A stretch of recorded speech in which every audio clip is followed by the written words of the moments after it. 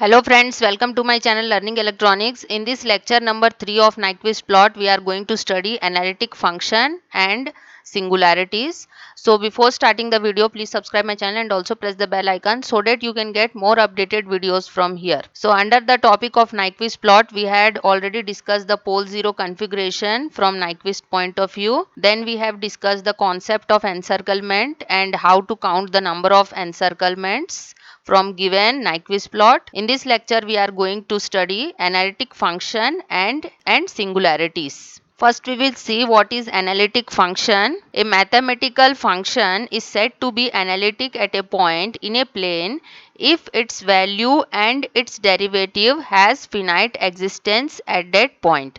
That means a mathematical function is said to be analytic function at a point if its value and its derivative gives a finite value at that point. Next is singularity of a function.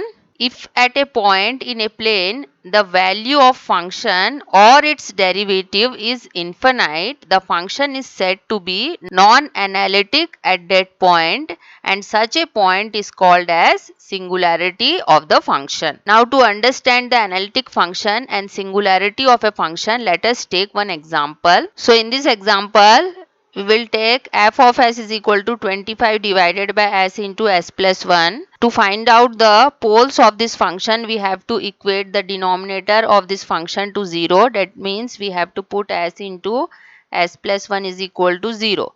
So from this equation, we will get two roots, that is s is equal to 0 and s is equal to minus 1.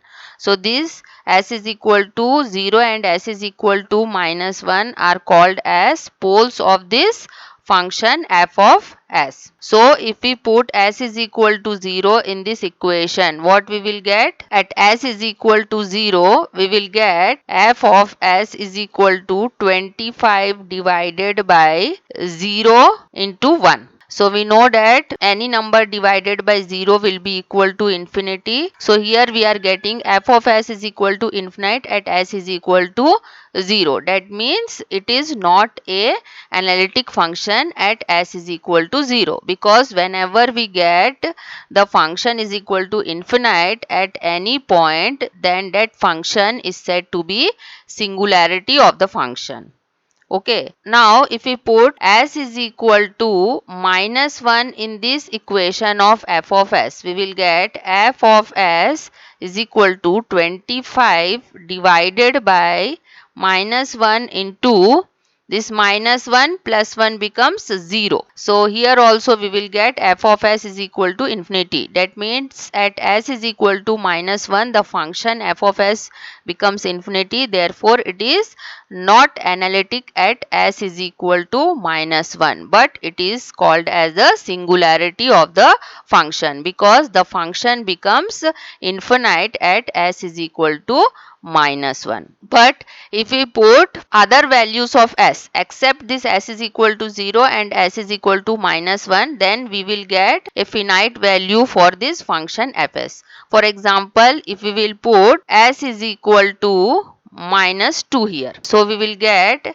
f of s is equal to 25 divided by minus 2 into minus 2 plus 1. So from here we will get 25 divided by minus 2 into minus 1. We will get 25 divided by 2, which is equal to 12.5. Since at s is equal to minus 2, we are getting the value of function a finite value. This function is said to be analytic at s is equal to minus 2. So we can say that this function f of s is analytic at all points except s is equal to 0 and s is equal to minus 1, which are its poles. Therefore, in general way we can say that the poles of a function are its singularities, since at poles of the function f of s becomes infinite. Next, we will study single valued function. A function f of s is said to be single valued function if it has one and only one value for each separate value of s.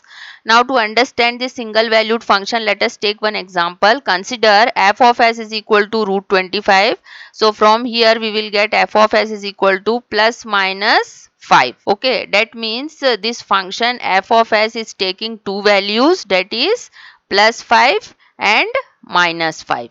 So since this function is taking two values of plus 5 and minus 5, this is not a single valued function. But if a function f of s takes one and only one value for each separate value of s, then that type of function is called as single valued function.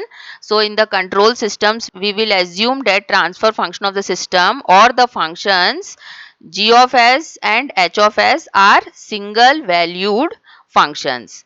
This g of s is the forward part transfer function of the system and this h of s is the feedback part transfer function of the system. So hope you have understood the topic of analytic function and singularity of the function. Thank you very much for watching and please do subscribe my channel for more updates.